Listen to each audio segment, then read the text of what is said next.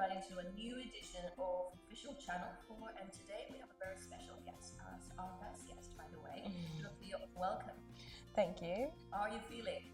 I'm feeling a bit nervous about all of this because I'm pretty new to this, but I'm feeling a bit confident. We are beyond glad to have you as our first guest. It's a pleasure indeed. So, my first question to you is very personal and is, what role does English play in your career? Well, personally, English does play a big role in my career given the fact that I'm an English teacher. So I tend to use it every day, but not only in the classroom, also outside the classroom, since I really like the language and I feel confident when I'm speaking it. So, And talking about confidence, how has your level of confidence increased over the years with how you manage Do you mean- to teach English? okay. yourself? Well, it depends on the context that I'm in. For instance, in the classroom, I'm pretty confident about my English level. As a learner or as a teacher? As a teacher, most of the time. As a learner, there are always new things to learn, so I'm always trying to keep up with it. But outside of the classroom, though, you would expect it to affect me in a positive way. However, I am a bit shy, so sometimes I don't really think that I'm that confident when speaking English. For instance, I've been recently in London, and I've struggled a bit to also speak with native people. So, what resources do you think could be useful for those who are learning English as a foreign language that might help them as much as it helped you to gain that level of confidence? Well, for me, the thing that worked the most was watching TV shows and also listening to music. That's actually how I learned everything that I know, pretty much everything that I know. I would tell them to try and find a show that they already like and they already know the plot about, and then try to watch it in English, always using subtitles in English also, to try to understand and try to get the words that the characters are saying. And also, well, I try to listen to some music in English. It's also very So, we interesting. both agree that people should really stick to what motivates them in the first place. Yeah, So that's the first step to take. Yeah. Getting the habit or getting into the habit of learning a language. Speaking of resources and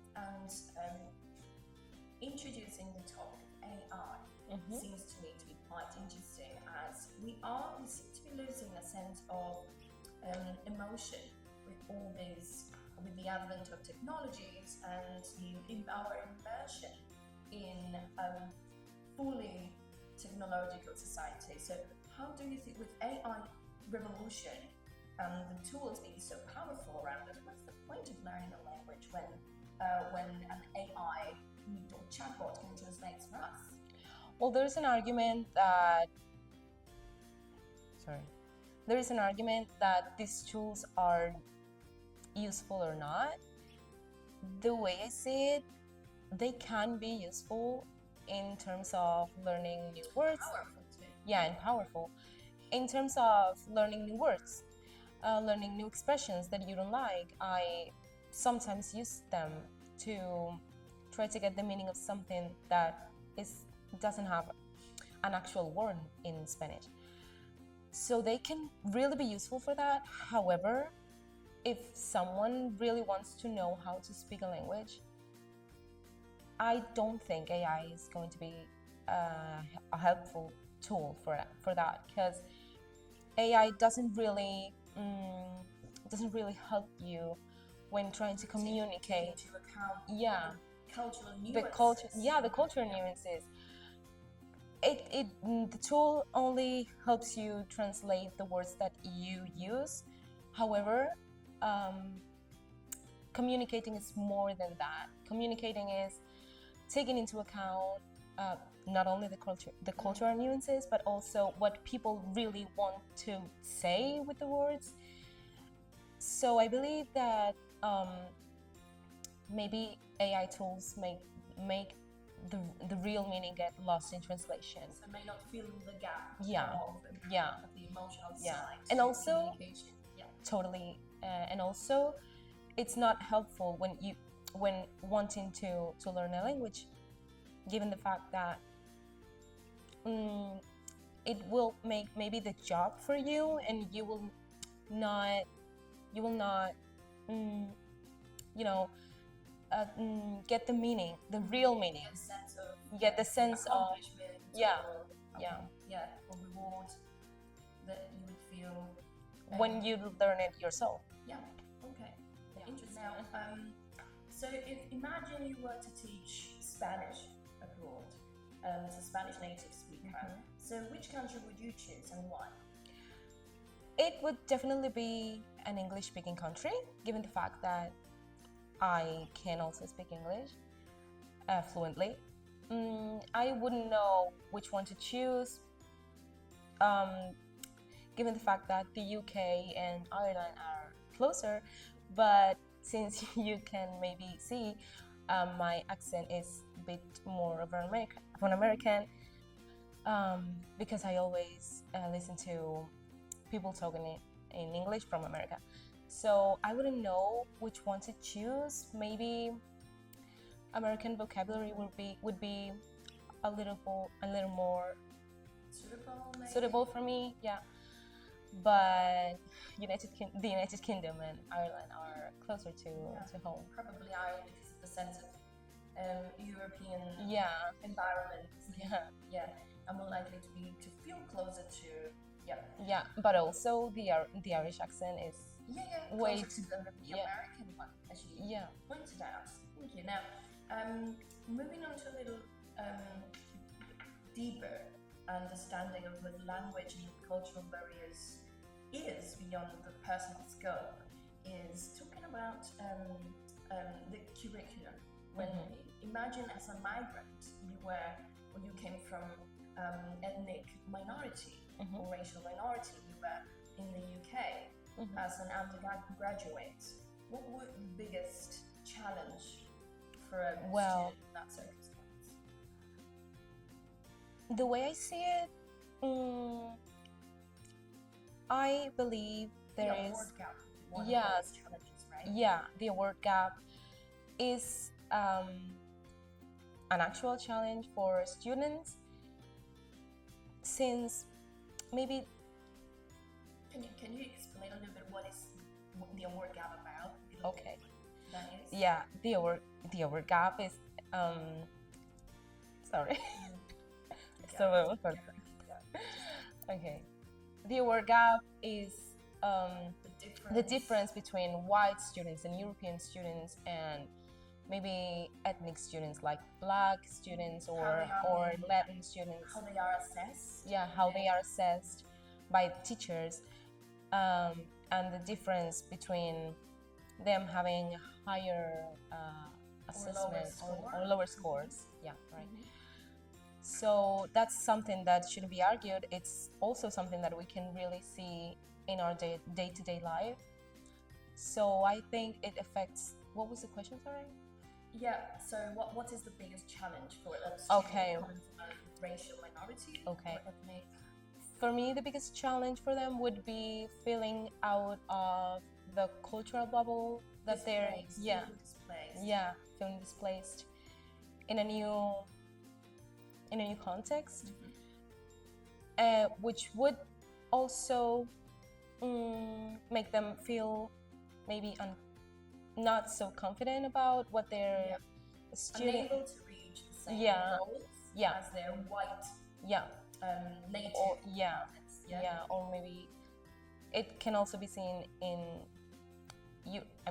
here in Europe and in the United States also, I believe.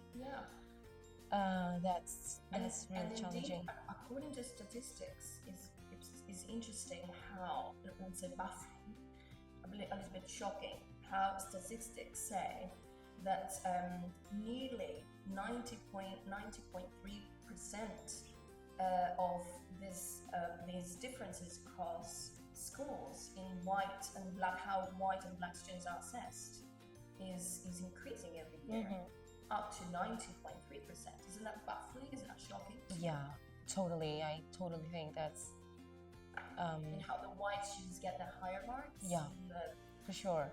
racial minorities get the lower marks. Yeah. A little bit suspicious, actually. Yeah. A racist society. Yeah, for me, it's a racist issue, racism issue, which can also be seen in our day-to-day lives. Sorry, in society, how people is being treated every day, and basically. Yeah.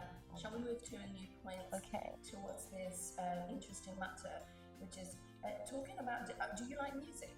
Yeah, of course. Okay, so tell me about black music. Has black music played a key role in your life? Well, it depends on the artist that I'm listening to, but for sure, I think I enjoy it a lot. I like it too. Sorry, that's the same thing.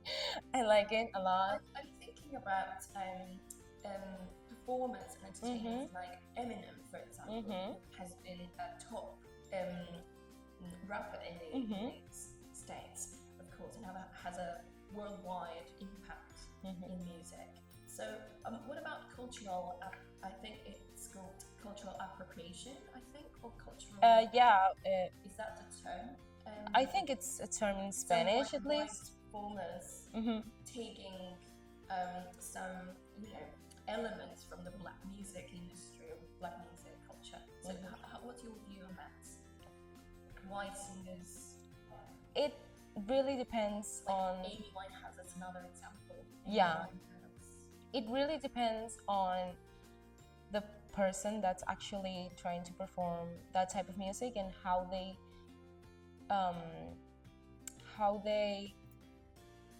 interact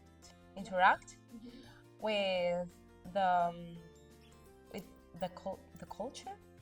I don't know what I'm saying. Surrounding culture. Yeah, the surrounding culture. How they maybe I don't think respect is the word, but if it's respectful, it shouldn't be viewed in a bad way. However, I think everyone deserves their place, and given the fact that it's like a black people cultural thing, that type of music, I think they should have their place first and identity. Yeah. So they don't. Yeah. So white performers performing in music if they were black or coming from black communities, it's taps into it's a result of the major impact that black music has had in the world, which is positive. Yeah, that's positive because it helps sharing the culture between everyone. It widespread. Yeah, it widespreads the sense of black culture through music and familiarity with what black means, black means. Yeah. Right. So we are now drawing this to a close now, and thank you for Thank coming you too. and accepting my invitation once again. Thank you. We will be more than beyond happy to have you again anytime soon. Okay. Thank you. Bye. Bye. See you soon.